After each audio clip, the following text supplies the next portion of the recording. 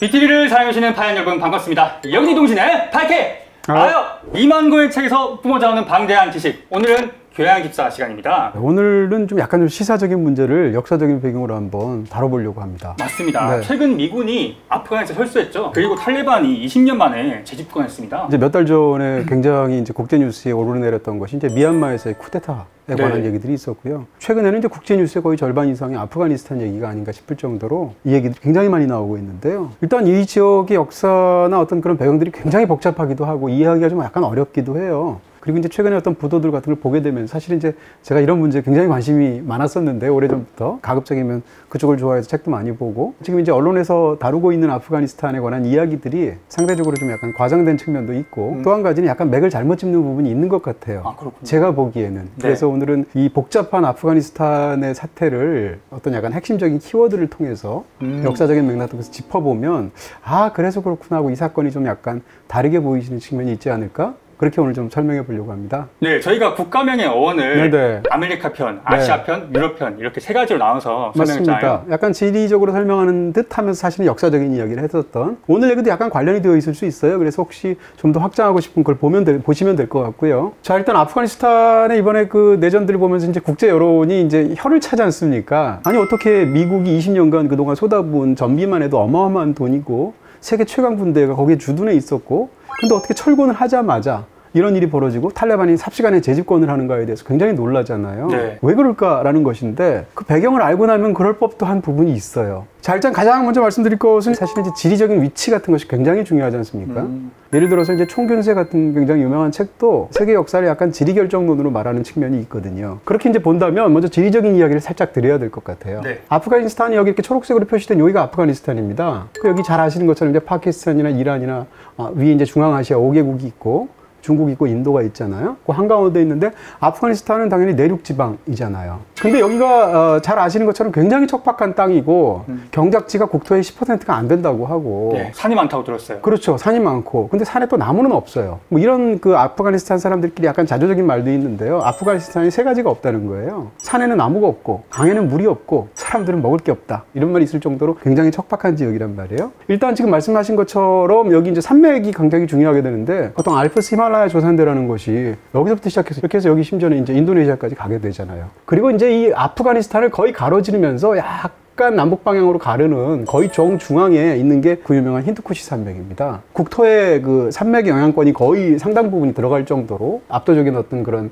고지대가 있는 건데 그리고 이제 힌두쿠시 바로 위에 여기 타지키스탄 있는 이 지역을 우리가 보통 파미르고원이라고 하잖아요. 세계의 지붕이라고 우리가 예전에 배웠었던. 그러니까 이런 험준한 지역에서 오랜 세월 살아왔던 부족 생활을 했던 그런 나라가 지금으로 본다면 아프가니스탄이라는 걸 먼저 얘기할 수가 있을 것 같고요. 근데 이제 이 아프가니스탄이 그럼 이렇게 척박한 땅이면 사람 별로 안 살 것 같잖아요. 그 다음에 오래전부터 버려진 땅이었을 것 같잖아요. 네. 그렇지 않아요. 국제부적인 문제로 본다면 서쪽과 동쪽이 교류를 할 때 혹은 인도와 페르시아가 혹은 중국과 인도가 이렇게 교류를 해서 이제 고대의 무역들이 있지 않습니까? 뭐 비단길도 있고 많잖아요. 주요 루트가 상당 부분 아프가니스탄은 지나도록 되어 있어요. 교차로였군요. 그렇죠. 아놀드 토인비라는 너무 유명한 학자가 있지 않습니까? 그런 말 한 적 있어요. 고대에서 굉장히 왕래가 가장 많았던 두 곳을 들 수 있다는 거예요. 하나가 시리아에 있는 알레포, 또 하나가 아프가니스탄에 있는 바그람입니다. 미군이 이번에 아프가니스탄에서 철수할 때 마지막 철수 절차가 바그람 공군기지를 반환한 거예요. 그럴 정도로 이제 바그람이 유서 깊은 곳이고 전략적으로도 중요한 곳인데, 근데 우리나라가 이제 흔히 이제 강대국들이 이제 둘러싸여 있다고 얘기를 하지 않습니까? 폴란드 같은 경우에도 이제 독일이라든지 혹은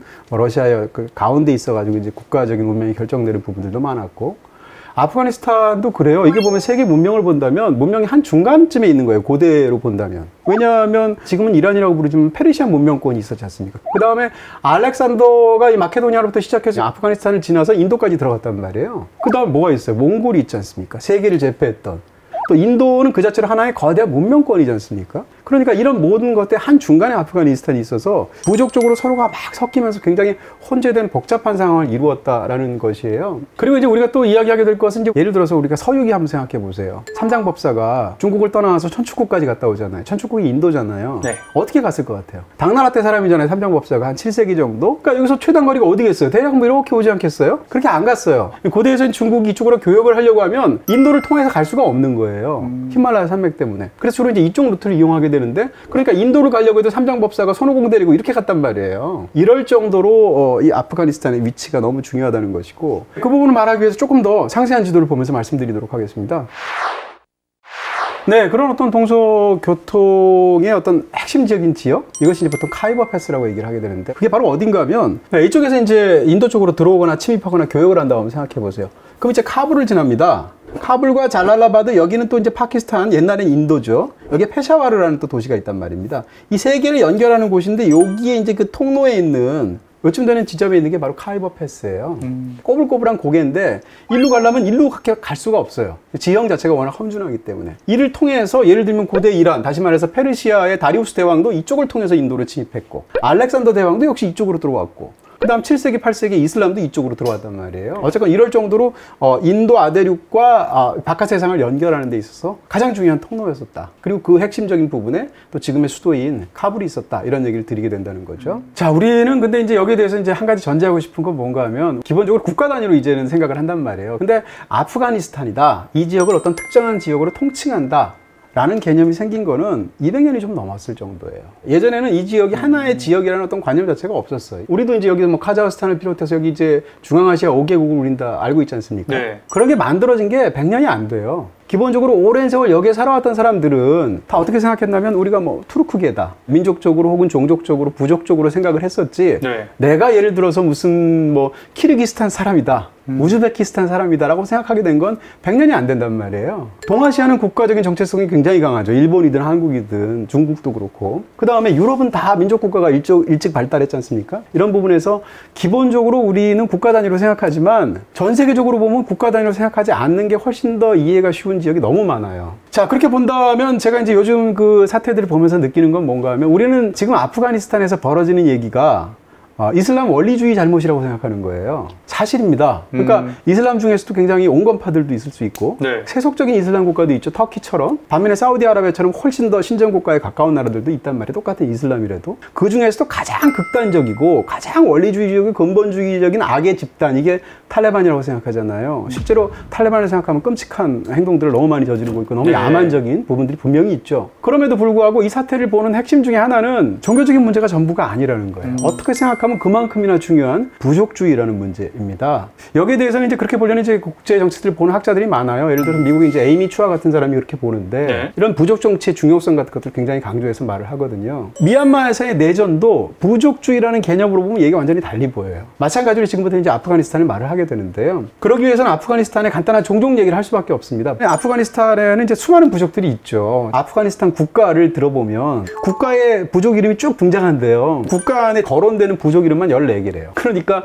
얼마나 복잡한 사회인지 알 수가 있겠죠. 더군다나 예전에는 여기가 지금 이게 아까 말씀드린 것처럼 힌두쿠시 산맥이 거의 이렇게 있단 말이에요. 오늘날에는 여기가 왕래하고 여기를 우리가 아프가니스탄이라고 말을 하지만, 18세기에 어떤 통일된 아프가니스탄 국가가 처음 등장하기 이전에는 완전히 딴 나라였단 말이에요. 쉽게 얘기하면. 그런 상황에서 서로 제각각 부족들이 발달할 수밖에 없는 상황인데, 그게 나중에는 한 나라가 되어버린 거예요. 그랬을 때 이런 문제들이 생기게 되는데, 전체 그 부족 중에서 보통 한 크게 4부족 정도가 있다고 말을 해요. 가장 많은 부족들이 바로 파슈툰족입니다. 파슈툰족을 이해해야 사실은 아프가니스탄 사태를 이해할 수가 있는 거예요. 아프가니스탄이 지금 3천만 명이 조금 넘은 것으로 되어 있는데, 대략 한 42% 정도가 파슈툰족이래요. 어디에 사냐면, 힌두쿠시 산맥이 있다고 했을 때 힌두쿠시 산맥의 남쪽, 그 다음에 동쪽에 주로 살았단 말이에요. 그 다음에 힌두쿠시 산맥의 이 한가운데 이 바미안주라고 있는데, 이 바미안을 포함해서 이 산맥 한복파 안에 사는 사람들이 있어요. 그 사람들을 보통 하자라파라고 하죠. 하자라족이라고 하는데, 하자라족은 어디 사람들인가 하면 몽골의 침입을 받았을 때 몽골 피가 섞인 사람들이에요. 아, 그럼 생김새가 네. 좀 다를 수도 있겠네요. 완전히 다르죠. 네. 우리가 딱 보면 약간 한국 사람 비슷하게 생겼어요. 왜냐면 몽골계의 피를 갖고 있으니까. 네. 그리고 이제 나머지 중요한 두 부족이 있는데, 북두봉에 양대파인 종족이 있게 되는데, 바로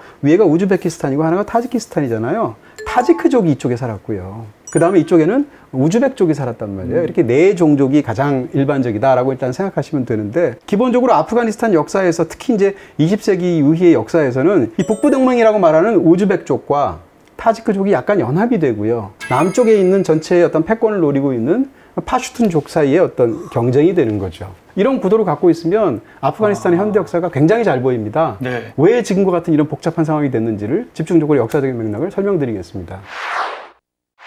자, 가뜩이나 아프가니스탄의 이 상황도 복잡한데, 이 종족들 자체가 이 나라 안에만 있지 않아요. 아까 말씀드린 것처럼 하자라족 같은 경우에는 한복판에 있으니까 주로 이제 아프가니스탄이 거의 전부겠지만, 예를 들어서 우즈벡족은 어떻겠습니까? 당연히 우즈베키스탄에도 있을 거 아니에요. 타지크족은 어떻겠습니까? 타지키스탄하고도 연결이 돼 있지 않겠어요? 그리고 파슈투는 어떠냐? 결정적으로 가장 중요한데 파키스탄하고 연결이 이렇게 되어 있습니다. 이런 지역에 살고 있단 말이에요. 그 다음에 인종적으로 보게 되면 이 하자라족은 이 가운데 있는 사람들은 몽골계 피가 섞였다고 그랬죠. 그 다음에 북쪽에 있는 우즈베키스탄은 투르크계란 말이에요. 그 다음에 타지키스탄과 이 파슈툰족은 주로 이란계란 말이에요. 페르시아계란 말이에요. 이런 식으로 어떻게 생각하면 종족도 다르고 사용하는 언어들도 다 달라요. 조금씩. 그런 부분에서 굉장히 복잡한 양상이 있다는 걸 기본적으로 전제하게 되고요. 자, 이렇게 본다면 이제 18세기부터 역사를 보게 되면 아프가니스탄의 문제가 조금 더 잘 보입니다. 18세기 중엽에 그 당시에는 이제 페르시아의 지배를 받고 있었는데 그로부터 떨쳐나와서 이 통일 아프간 제국을 만들게 돼요. 아프간 역사에서 가장 중요한 인물이라고 말할 수 있는 아흐마드 샤 두란이라는 사람이에요. 이 사람이 워낙 위대한 왕이다 보니까 이 두란이라는 걸 종족 이름을 가져오게 됩니다. 42%를 차지하게 되는 가장 많은 종족이 파슈툰족이라고 그랬잖아요. 근데 이게 하나의 종족이 아니에요. 그 안에서 또 굉장히 많은 또 다른 분파가 있단 말이에요.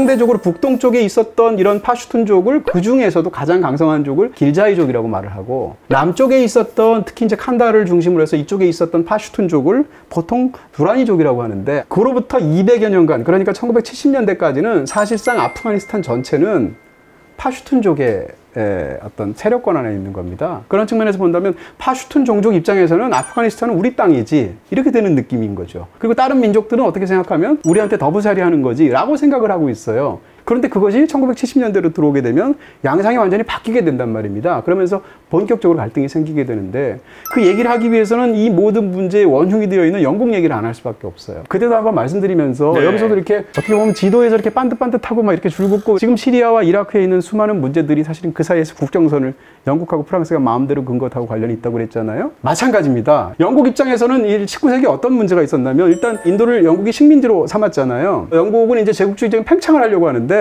또 다른 제국주의 국가인 러시아가 있는데, 러시아는 19세기에 대대적으로 남하 정책을 했단 말이에요. 러시아는 내려오려고 하고 영국은 올라가려고, 인도를 통해서. 아, 사이에 있네요. 그렇죠. 그러다 보니까 아프가니스탄에서 싸울 수밖에 없는데, 이 두 그 강대국 사이에서 싸움을 보통 그레이트 게임이라는 말로 보통 얘기를 하게 되는데, 그레이트 게임. 이 그레이트 게임으로 생긴 게 바로 이 이상한 바로 이 지역입니다. 이 두 나라가 서로 충돌하려고 하니까 제대로 붙으면 어떻게 되겠어요? 이기든 지든 굉장히 큰 손해를 볼 거 아니에요. 중간에서 서로 직접적으로 부딪히지 않게 하려고 이런 wakhan 회랑을 만들었단 말이에요. 이게 현재까지 오게 되는데, 그 결과 원래는 그렇지 않았지만 아프가니스탄이 중국하고 지금도 국경이 맞닿아 있는 거예요.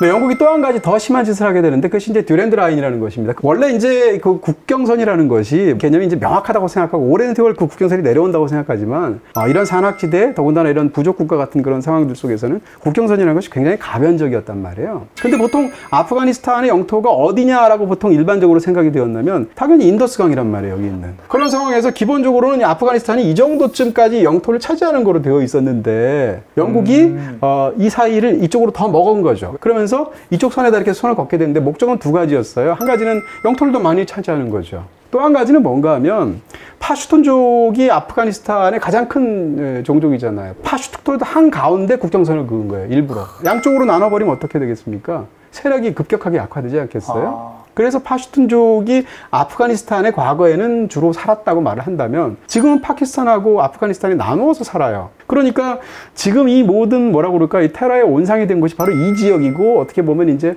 파슈툰족과 관련이 있는데, 파슈툰족과 관련 있는 가장 핵심적인 복잡한 사안은 뭔가 하면, 이 지역이 아프가니스탄하고 파키스탄으로 나뉘어 버렸다는 거예요. 파키스탄의 서쪽이겠죠. 이 접경 지역에 사는 파슈툰족들이 있을 거 아니겠습니까? 이 파슈툰족은 자기가 파키스탄 사람이라고 생각을 안 해요. 아프가니스탄 사람이라고 생각을 해요. 그러니까 굉장히 우리가 이제 나라의 개념으로 생각하면 굉장히 다른 차원이 있는 것이죠. 네. 이 스탄 다 따지지 않습니까? 맞아요. 스탄이라는 말이 전부 다 이제 나라를 뜻하는 말인데, 기본적으로 페르시아어예요. 기본적으로 여기가 스탄이라는 이름이 붙었다는 게 과거에는 페르시아 영향권에 있었다는 뜻이겠죠. 파키스탄도 굉장히 복잡한데, 이것도 역시 제가 지난번 컨텐츠에서 말씀을 드린 것처럼 PAKIS가 다 지역 이름이라고 그랬잖아요. P가 뭐예요? 펀잡이에요, 펀잡. 그래서 어떻게 보면 이 파키스탄의 가장 많은 종족은 또 펀잡 쪽이거든요. 네. 근데 A가 바로 아프가니스탄이거든요. 네. 그러니까 파키스탄 안에서도 아프가니스탄이 얼마나 이 종족적으로 큰 그 의미를 차지하는지 우리가 알 수 있는 측면이 있죠. 그런 상황에서 이 A에 해당하는 이 아프가니스탄 종족, 다시 말해서 파슈툰족과 전체의 가장 그 메인을 이루고 있는 그런 펀잡 쪽 사이에서 서로 갈등이 있을 수밖에 없겠죠. 그래서 파키스탄 안에서 요즘도 테러가 계속 생기는 거예요. 파키스탄 정부는 기본적으로 미국 정책과 갈등도 굉장히 많지만 기본적으로 미국이 활동하게 해주잖아요. 네. 근데 거기에 대해서 파슈툰들은 굉장히 반미적인 정서로 거기에 대해서 저항을 하고 있잖아요. 그러니까 이 파슈툰족이 국민으로 본다면 자국을 상대로 해서 테러를 하는 것이지만 종족으로 본다면 파슈툰족이 펀잡족을 상대로 해서 테러를 벌이는 거란 말이에요. 그래서 파키스탄에서 수많은 폭발 사고가 지금도 있게 된다. 그리고 이렇게 듀란드 라인을 그을 때도 여기서 굉장히 제일 중요한 데가 어디겠습니까? 아까 말씀드렸던 카이버 패스잖아요. 여기 넘어가는 길이 너무 중요하잖아요. 그러니까 여기도 살짝 안쪽으로 그은 거예요. 그래 여기가 이제 인도 땅이 되잖아요. 그 당시에는. 그런 식으로 이제 영국이 굉장히 얍삽한 짓과 남의 나라 국경을 마음대로 긋게 되는데 지금도 아프가니스탄 사람들은 이 국경선을 인정하지 않는 사람들이 굉장히 많습니다. 심지어는 아프가니스탄과 파키스탄이 사이가 그렇게 좋기만은 하지 않아요. 예를 들어서 국교가 단절된 적도 있어요. 20세기에. 그 이유는 뭔가 하면 1947년도에 파키스탄이 독립을 했단 말이에요. 인도도 독립을 하고 영국의 지배로부터. 아프가니스탄에서는 파키스탄에 대해서 요구를 했어요. 아니 영국 놈들이 마음대로 줄을 그었으니까 원래대로 해달라. 다시 말해서 이쪽에 파슈툰, 원래 아프가니스탄 사람들이 사는 지역을 아프가니스탄에 다시 돌려달라. 혹은 이 지역을 따로 독립하게 해달라라고 요구를 하는데 파키스탄이 그런 얘기를 들어줄 리가 만무하잖아요. 그러니까 어떻게 하느냐? 국교가 단절이 된 거예요. 그런 부분에서 양국 간에 어떤 문제가 생기는 것도 사실은 그 뿌리를 영국이 제공한 측면이 있었다라는 얘기를 드리게 되는 거죠. 콘텐츠의 바다 오션.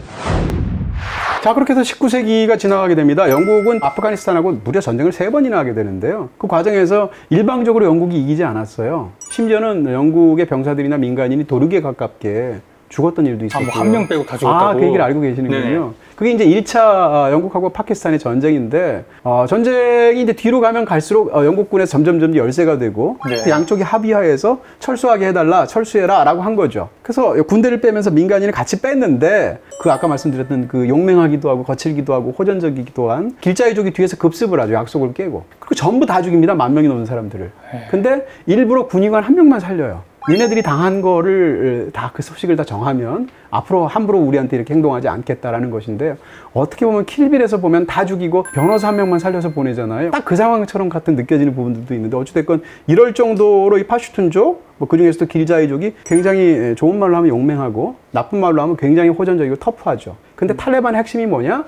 파슈툰족인데 그 중에서도 핵심이 뭐냐? 길자이족이에요. 네. 그런 부분에서 이 물제에서 어떤 핵심적인 부분들이 이해되는 측면이 있다라는 얘기를 일단 19세기 역사로 말씀을 드리고요. 자, 이제 20세기로 넘어오게 됩니다. 전 세계가 점점 이제 뭐 현대로 넘어오게 되고, 이런 상황에서 언제까지나 과거에만 있을 수는 없잖아요. 그래서 20세기의 수많은 이제 그 아프가니스탄의 왕들이 소위 개혁 정책을 하려고 하죠. 그래서 이제 상대적으로 좀 더 국토를 개방을 하고 근대적인 의미에서 대학도 세우고, 또 이쪽에 이제 여성들의 지위가 굉장히 낮잖아요. 그래서 왕들이 어떤 그 개혁을 통해서 예를 들면 여성의 지위를 향상시키려고 노력도 해요. 대표적으로 왕비가 이제 어떤 그 왕실이 공식 행사에 백성들을 상대로 직접 얼굴을 내보이게 되는데, 이걸 못 참은 거예요. 특히 이제 시골에 있는 굉장히 전통적인 이슬람 교도들이. 이렇게 해서 이것이 반왕실 정서 같은 것이 생기게 되고, 이 사회에서 20세기에 평화적으로 다음으로 왕위를 넘기거나 대통령을 넘긴 아프가니스탄의 최고 지도자는 단 한 명도 없어요. 20세기에. 모두가 비운으로 암살당했거나 축출당했거나 망명했단 말이에요. 그러다가 이제 이 모든 이 대테러전이라든지 이런 복잡한 중앙아시아의 정치랑 가장 그 연계가 되는 사건이 하나 생기게 됩니다. 그게 뭔가 하면 소련의 아프가니스탄 침공 전쟁이에요. 그게 1979년도에 벌어지게 되는데, 소련이 침공하게 된 데는 기본적으로 또 1947년도에 파키스탄에 독립하고 관련이 있어요. 독립하는 과정에서 이 지역의 어떤 그 영토 귀속을 놓고 양국 사이에서 국교가 단절됐다고 그랬죠. 파키스탄이 그 다음에 어떤 행동을 하게 되냐면, 아프가니스탄은 여기 항구가 없잖아요. 그동안에는 여기 파키스탄에 있는 여기 항구 도시들을 썼단 말이에요. 근데 국교가 단절됐잖아요. 그러니까 니네 쓰지 마 하게 된 거죠. 아프가니스탄 입장에서는 바다로 나갈 수가 없게 된 거예요. 그런 상황에서 굉장히 위기를 겪게 되니까 파키스탄과 사이에서 견제를 하기 위해서 소련하고 붙은 거죠. 소련 쪽하고 급격히 가까워져요. 소련이 아프가니스탄을 지원을 하게 되죠. 그러니까 파키스탄 입장에서는 어떻게 되나요? 기본적으로 소련이라는 사회는, 공산주의 국가는 종교를 인정하지 않는 사회잖아요. 그러니까 파키스탄은 어떻게 되느냐? 미국과 점점 밀착이 되겠죠. 그런 상황에서 굉장히 이제 갈등이 고조가 되게 되는데, 70년대가 되면 왕정이 폐지가 됩니다. 왕실 내 쿠데타가 일어나서 공화정이 세워지는 거죠? 네네, 공화정이 세워지는 거죠. 70년대 이제 소련의 영향이 점점 커지다 보니까 공산당도 있었단 말이에요. 그래서 공산당 일파들하고 같이 어떤 이렇게 정부 안으로 끌어들여서 처음에는 하는 것처럼 보였지만 점점점 반공 정책을 쓰기 시작했어요. 그러다 보니까 어떻게 되느냐? 이쪽의 입장에서 굉장히 공산적인 어떤 영향력이 약화될 것을 염려하게 되죠. 그런 상황에서 1978년도에 공산 쿠데타가 일어나게 됩니다. 공산당, 그러니까 인민민주당이 이제 거사를 해가지고 쉽게 얘기하면 공산 정부가 수립이 되는데, 그렇게 집권한 공산 정부가 기존에 아까 말씀드렸던 것 같은 굉장히 보수적인 이슬람적인 어떤 사고를 갖고 있는 사람들을 강력하게 개혁 드라이브를 걸면서 심지어는 굉장히 공포 정치를 하다 보니까 민중과 이반이 되게 되죠. 그래서 곳곳에서 시위가 생기고 폭동이 생기게 돼요. 이러다 큰일 나겠다 싶으니까 소련이 그 정부를 지원하는 의미에서 아프가니스탄을 침공하죠. 그게 바로 10년에 걸친 아프가니스탄 전쟁인 거예요, 소련과. 국내 영화 월정액 중 영화 최다 보유는 오션. 어찌됐건 그렇게 해서 80년대 내내는 다 소련에서 이제 괴뢰 정부를 세우기도 하고 이러면서 전체가 공산 정부가 계속 전체를 장악하고 있으니까 계속 나라사에서 거기에 대해 저항하는 수많은 세력들이 생기게 되죠. 말하자면 이슬람 입장에서 특히 이제 과격한 원리주의자에 가까운 사람들인데, 보통 그 사람들 우리가 뭐라고 말하면 무자헤딘이라고 말을 한단 말이에요. 아, 지하드하는. 성전을 버리는 전사라는 뜻인데, 어찌됐건 이 무자헤딘이 이제 맞서서 싸우게 되는데, 네. 당연히 뭐 병력부터 시작해서 소련에 맞서 싸워야 되니까 굉장히 열세이지 않습니까? 이 무자헤딘을 지원하기 위해서 각국에서 와요. 이슬람 국가들에서. 이집트에서도 오고 사우디아라비아에서도 오고 막 이런단 말이에요. 이제 미국이 이제 여기서 등장하게 되는 거예요. 영국과 소련에 이어서. 미국 입장에서는 그대로 둘 수가 없죠. 왜냐하면 그때가 1979년도니까 냉전의 한 중간이란 말이에요. 소련하고 미국이 싸우는 체제가 오랜 세월 지속됐잖아요. 소련이 내려와서 적화를 하겠다고 이 모든 일들을 전쟁을 벌이니까 미국 입장에서 당연히 저지를 해야겠다고 생각을 하겠죠. 근데 저지를 어떻게 하겠어요? 파키스탄을 통해서 할 수밖에 없단 말이에요. 밑에서 네. 올라갈 수밖에 없고. 근데 미국 입장에선 지상군을 투입할 수가 없어요. 왜냐하면 그로부터 4년 전, 5년 전에 베트남에서 그야말로 패전을 겪고 국민적인 그 지탄 속에서 돌아왔거든요. 네. 그러다 보니까 미국은 직접 손을 안 대고 코를 풀기 위해서 파키스탄을 지원을 해요. 근데 파키스탄도 그로부터 몇 년 전에 쿠데타가 일어나서 지하 대통령이라는 군인이 집권하고 있었단 말이에요. 대통령으로. 근데 이 사람은 아프가니스탄하고의 상황을 너무 잘 알고 있었던 거죠. 그러니까 미국이 파키스탄을 통해서 지원했을 때는 보통 군사 기술을 지원을 했고 무기를 줬단 말이에요. 스팅어 미사일 이런 것들. 파키스탄 입장에서는 그것은 미국의 어떤 자원과 무기와 군사 기술을 가지고 파키스탄을 자기국의 유리한 입장으로 조작을 했겠죠. 그래서 주로 파슈툰족들을 집중적으로 지원을 했고, 파슈툰족 중에서도 길자이족을 주로 집중적으로 지원을 했어요. 그렇게 해서 이제 싸우다 보니까 스팅어 미사일 나오고, 또 다음에 무자헤딘이 워낙 잘 싸우기도 하고, 아프간 사람들이 워낙 외침을 끝까지 배격하는 사람들이고, 결국은 소련이 견디다 못해서 아프가니스탄에서 철수를 해버리죠.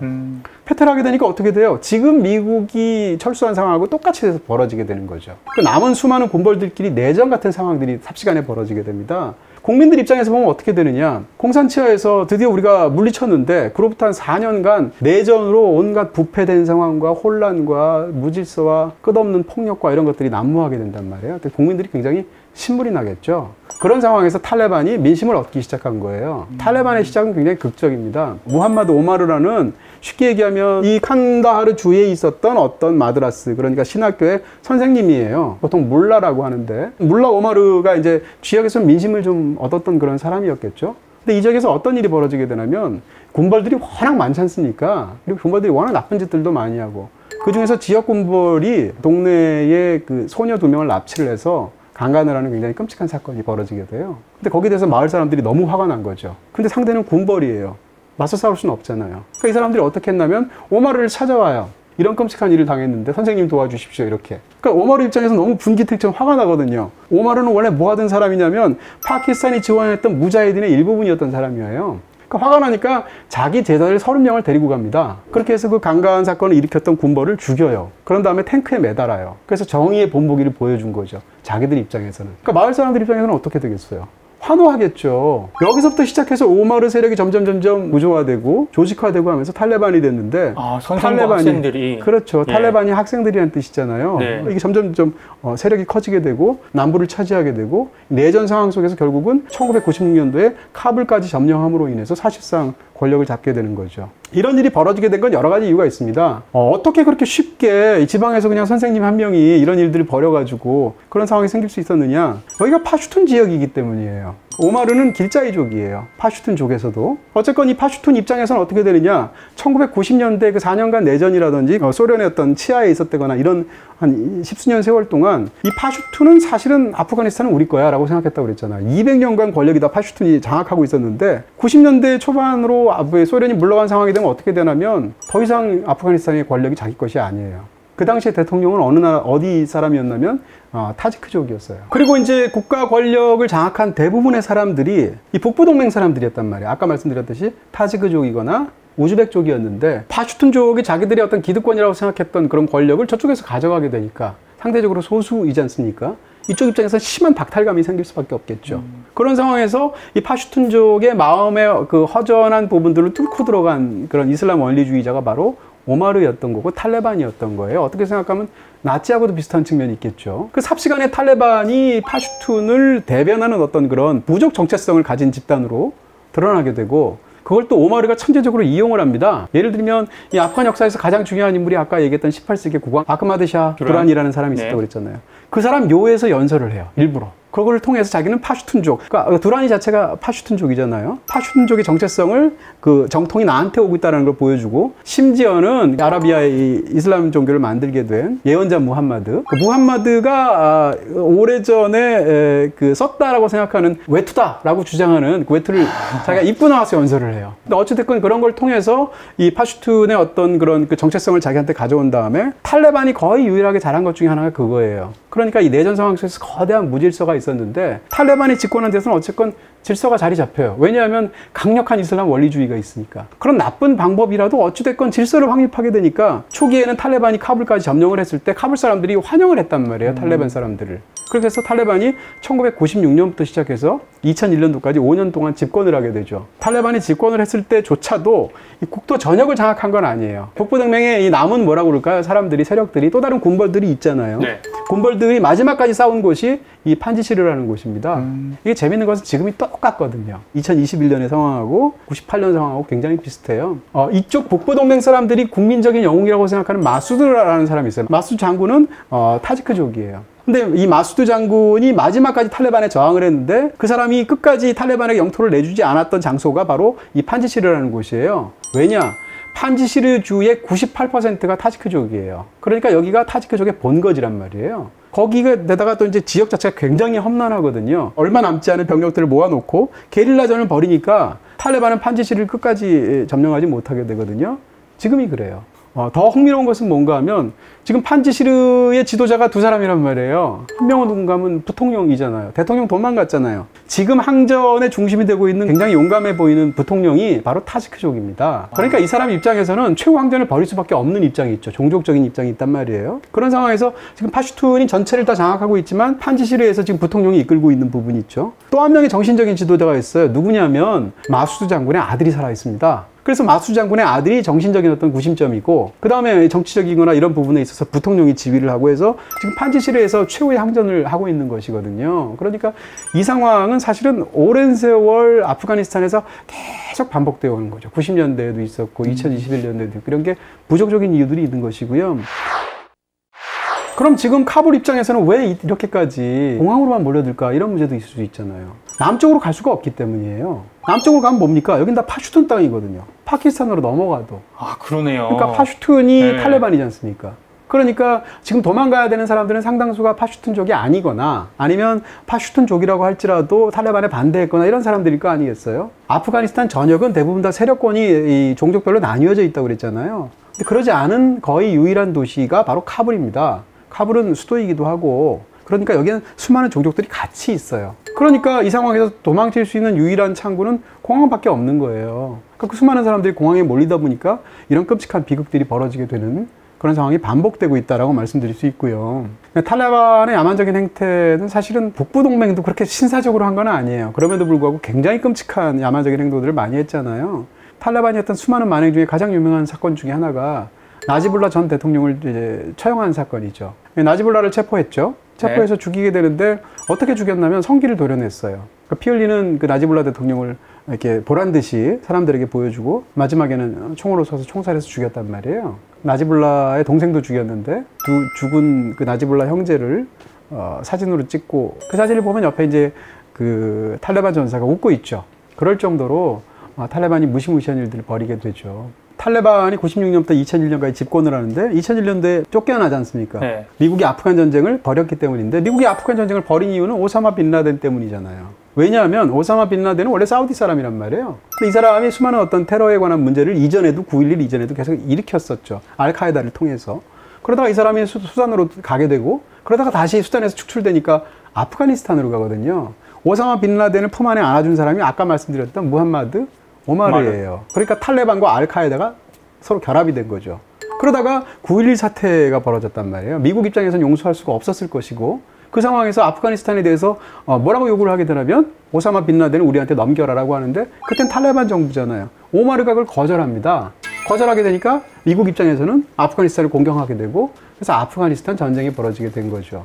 아프가니스탄 전쟁은 미국 입장에서 굉장히 큰 딜레마였어요. 지금 이제 끝났다고 볼 수 있을 텐데 철군을 했으니까. 왜냐하면 미국 역사상 가장 긴 전쟁이 아프간 전쟁이에요. 20년간 미국이 전쟁에 매달린 건 유사일이 없었어요. 그래서 미군의 철군 문제가 사실은 굉장히 오래전부터 얘기가 됐어요. 오바마 정부 때도 있었고 당시에도 매파가 바로 조 바이든이었습니다. 그때 부통령이었잖아요. 조 바이든은 철군을 빨리 해야 되고 전면적으로 해야 된다고 부통령 때부터 주장했던 사람이에요. 그 사람의 어떤 신념 때문에. 그런 상황에서 조 바이든이 지금 대통령이 됐잖아요. 그러니까 철군 약속을 지킨 거죠. 자기 입장에서는. 그래서 병력을 빼는 순간 그래도 자기가 20년 동안 미국 입장에서는 수많은 비용을 들이고 또 그다음에 아프간 정부를 튼튼하게 해주고 예를 들면 군대에도 지원을 하고 수많은 방법을 썼으니까 이들이 자력으로 탈레반 정도는 지킬 수 있을 거라고 생각했는데 상상을 뛰어넘을 정도로 부패하고 허약했던 거죠. 미국 입장에서는 굉장히 허탈하기도 하고 끔찍하기도 하겠죠.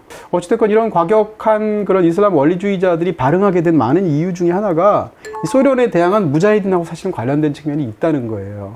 그러니까 미국 입장에서 본다면 그 당시에는 미국은 무자히딘, 그러니까 소련에 항전을 하고 있는 이슬람 전사들을 파키스탄을 통해서 지원을 했는데 그때 아프가니스탄의 무자히딘을 미국은 자기의 친구라고 생각한 거죠. 그래서 그것을 굉장히 낭만적으로 생각하기도 했어요. 굉장히 이제 유명한 사례인데 찰리 윌슨이라는 미국의 민주당의 하원 의원이 있는데 이 사람 같은 경우에는 아프간에 미국이 적극적으로 참전해야 된다고 굉장히 부르짖고 그런 정책을 쓰기 위해서 굉장히 노력했던 사람인데 영화도 있어요. 근데 그 찰리 윌슨 같은 경우에는 무자히딘 전사가 총 들고 있는 걸 사진으로 크게 뽑아서 자기 의원 집무실에다 붙여놓고 막 이랬단 말이에요. 그러면서 그것을 낭만적으로 생각한 거죠, 미국은.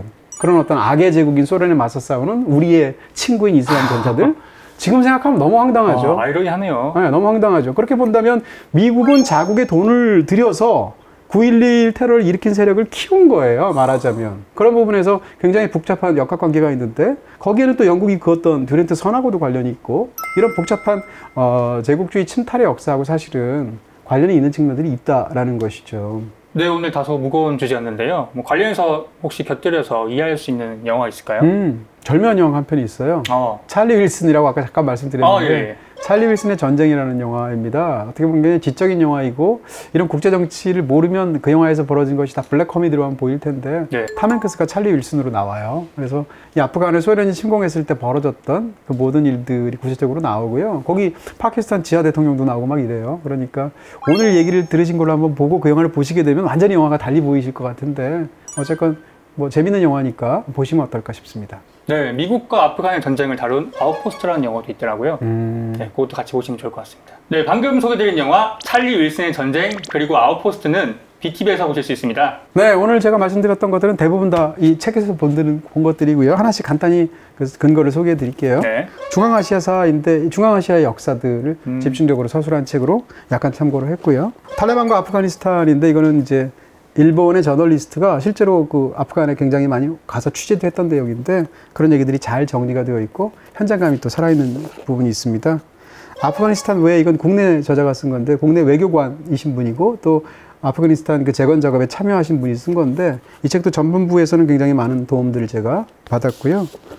아프가니스탄 잃어버린 문명이라는 책은 이 바미안 석불 같은 거 막 파괴하고 이런 반달리즘 같은 것들을 탈레반들이 했잖아요. 그런 걸 포함해서 이 아프간의 찬란한 어떤 그런 문화 유적들이 파괴되는 그런 이야기들을 쓴 문화적인 관점에서 유적들을 다룬 작품이고요. 마지막으로 아까 잠깐 말씀드렸던 에이미 추아가 쓴 정치적인 부족주의라는 얘기인데 여기서 아프가니스탄 얘기는 한 챕터밖에 안 나오긴 하는데요. 굉장히 날카로운 견해가 살아있어서 이 책으로부터 많은 도움을 또 받기도 했습니다. 네, 오늘 이렇게 해서 이제 아프가니스탄의 지금 현재 탈레반과 관련된 역사적인 맥락들을 여러분들께 설명을 드렸고요. 이 문제가 워낙 복잡하기도 하고 큰 문제라서 오사마 빈 라덴을 포함한 이슬람 원리주의에 관한 이야기들 혹은 테러에 관한 이야기들의 뿌리에 해당하는 그런 이야기들 다음에 또 한번 여러분께 정리해서 말씀드리겠습니다. 기대해 주시고요. 파이크 타임 파이어! 키야.